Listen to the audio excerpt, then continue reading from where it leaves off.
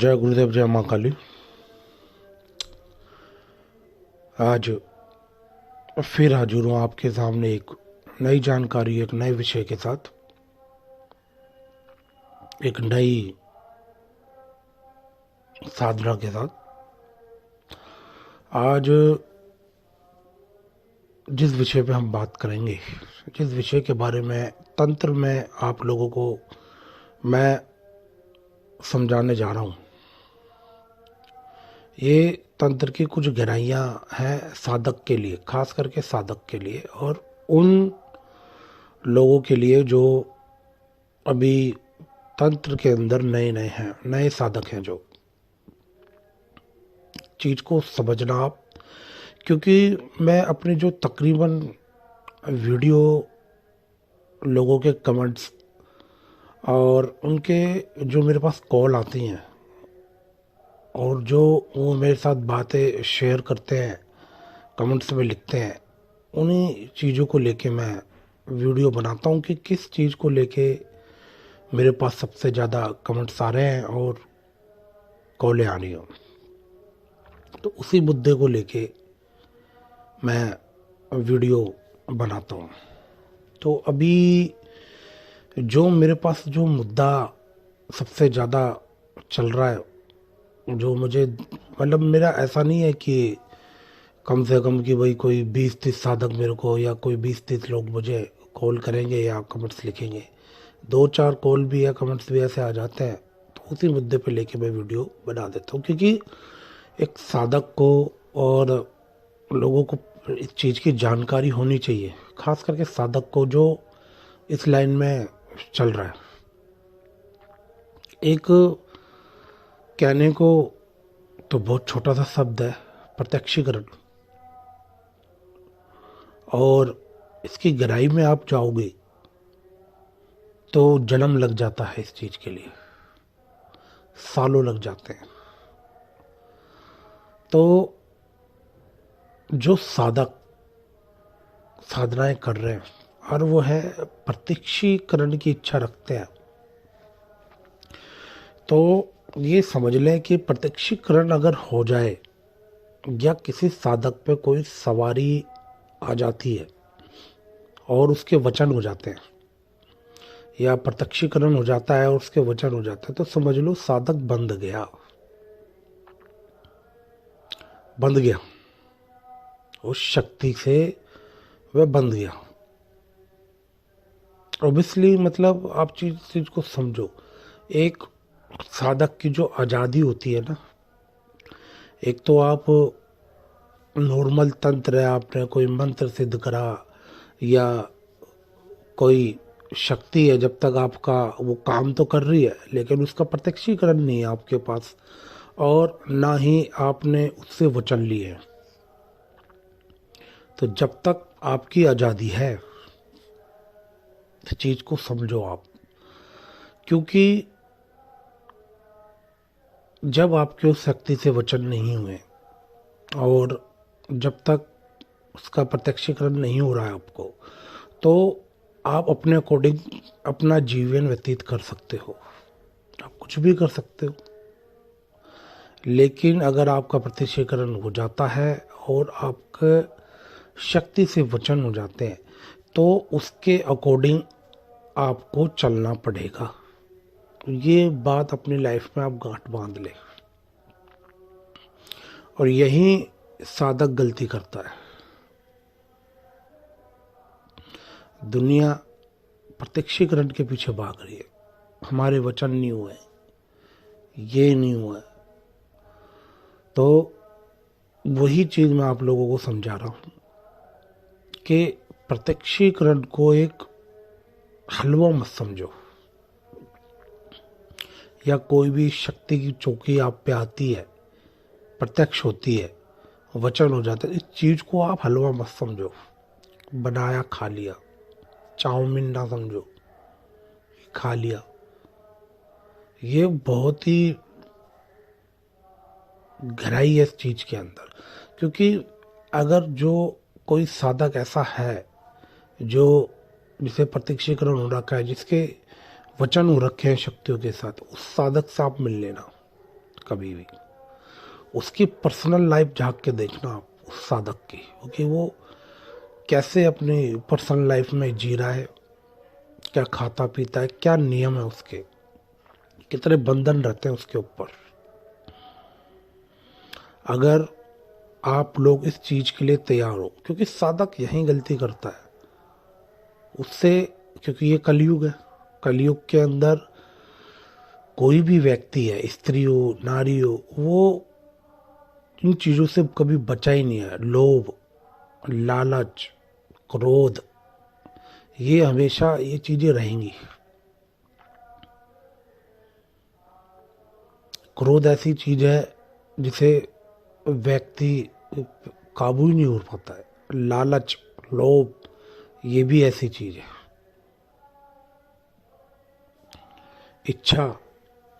इच्छाएं होंगी आपकी तो ये सब सारे कर्म होंगे। पराय धन, पराई स्त्री पे नजर मारना, ये कलयुग के अंदर है।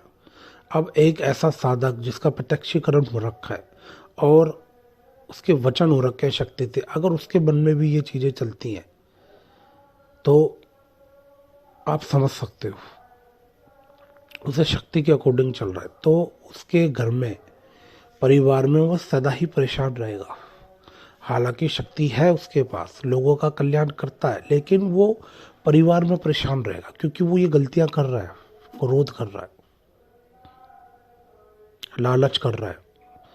और कोई भी शक्ति नहीं जाएगी कि मेरा जो साधक है वो ये सब चीजें करे। कि शक्ति के कुछ नियम होते हैं, आपको शक्ति के हिसाब से चलना है। जबकि व्यक्ति ये समझता है कि मैं शक्ति को अपने हिसाब से चला रहा हूं, जबकि इसका उल्टा होता है। शक्ति उसको अपने हिसाब से चलाती है। अगर आप शक्ति के अकॉर्डिंग नहीं चलोगे तो आप अपनी लाइफ में परेशान रहोगे। धन की कमी हमेशा रहेगी आपके पास। एक साधक का मैं आपको बता रहा हूं, धन की कमी रहेगी। कर्जे में भी होता है साधक। क्रोध रहेगा हमेशा घर में, उसके क्रोध बना रहेगा, गुस्से में रहेगा हमेशा।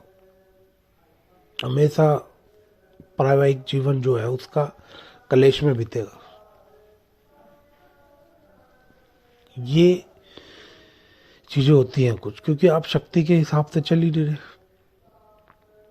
शक्ति के हिसाब से चलना बहुत जरूरी है। शक्ति के जो नियम कायदे हैं वह आपको निभाने पड़ते हैं।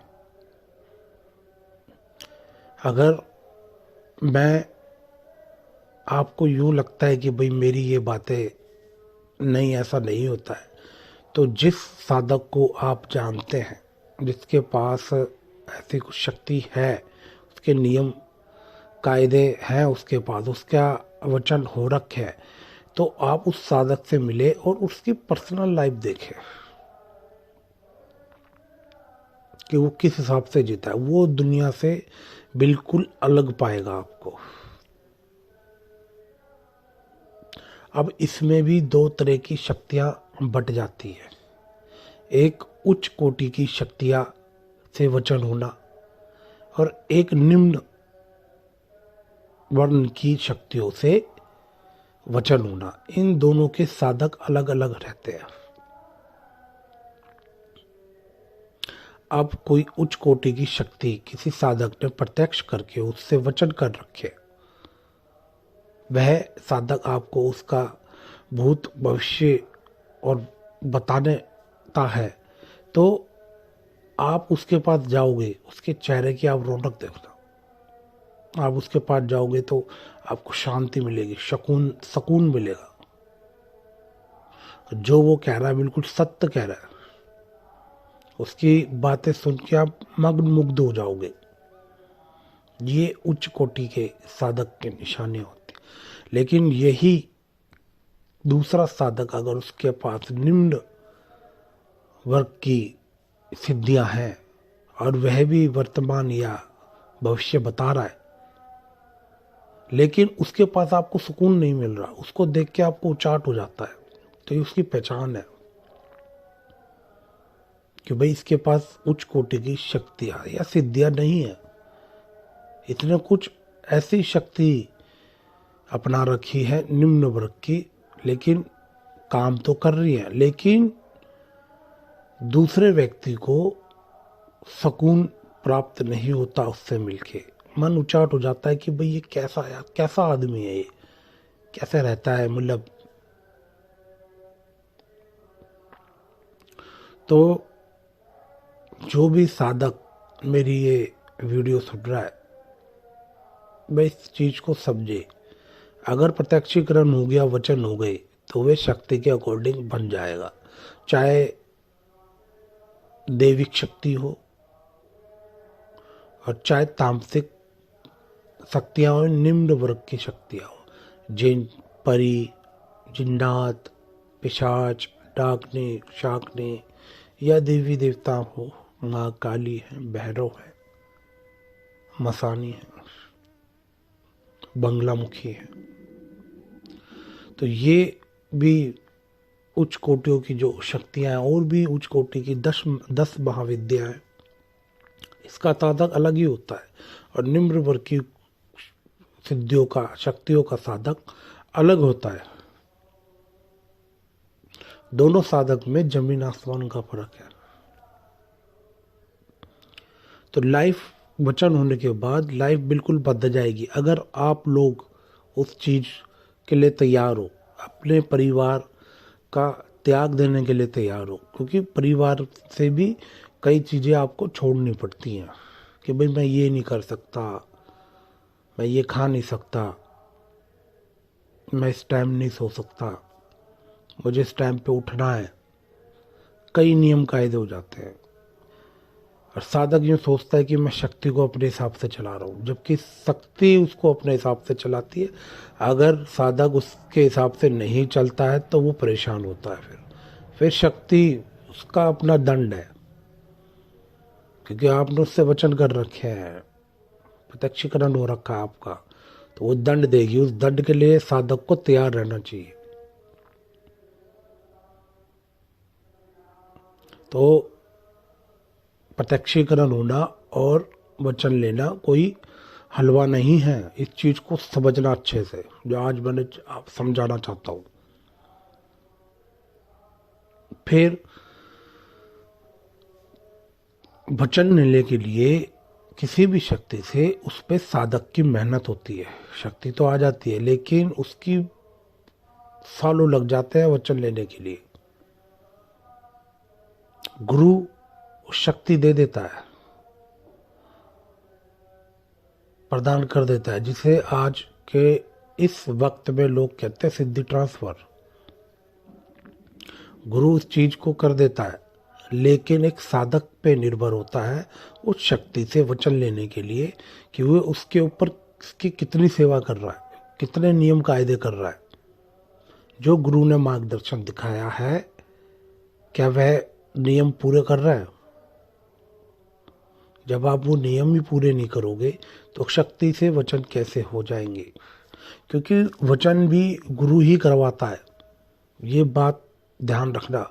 शक्ति से आप खुद वचन नहीं ले सकते। अगर गुरु ने आपको शक्ति दी है, या कोई शक्ति आप बिना गुरु के कर रहे हैं,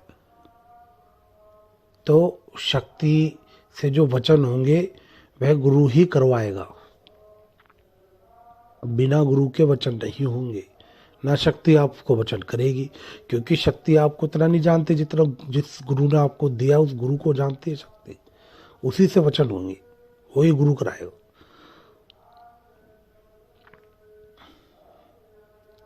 तो इस चीज को अच्छे से गांठ बांध ले। अगर साधक इस चीज के लिए तैयार है तो वह शक्ति से लिए मेहनत करे। गुरु ने अगर सिद्धि ट्रांसफर दे दी है तो उसके बाद शक्ति का प्रत्यक्षीकरण और वचन लेने के लिए साधक को ही मेहनत करनी पड़ती है। कुछ प्रत्यक्षीकरण और कुछ वचन जल्द हो जाते हैं, ये साधक के पर निर्भर होता है। लेकिन कई साधक को वचन लेने के लिए सालों लग जाते हैं, और वह गुरु को बोलता है कि गुरु जी वचन नहीं हो पा रहे, वचन नहीं हो पा रहे। तो साधक के अंदर ही कोई कमी होती है। इस चीज को लेके। साधक, गुरु ही मार्गदर्शन दिखाता है साधक को। साधक को सेवा करते रहना चाहिए। जिस दिन शक्ति पूरी उससे प्रसन्न होती है, अपने आप ही धीरे धीरे धीरे धीरे वह उस मुकाम तक पहुंचता है। और शक्ति जब आती है तो गुरु के जरिए ही उसके वचन किए जाते हैं। ऐसा नहीं होता है कि गुरु ने शक्ति ट्रांसफर कर दी और हाँ जी, साधक सोचे दी अब तो मैं राजा बन गया हूं। ऐसा बिल्कुल नहीं होता है। इस चीज को समझना, जो अच्छे साधक होंगे, उच्च कोटि के साधक होंगे, वह इस चीज को समझ गए होंगे। तो आज के लिए बस इतना ही। जय गुरुदेव, जय मां काली। आदेश आदेश आदेश।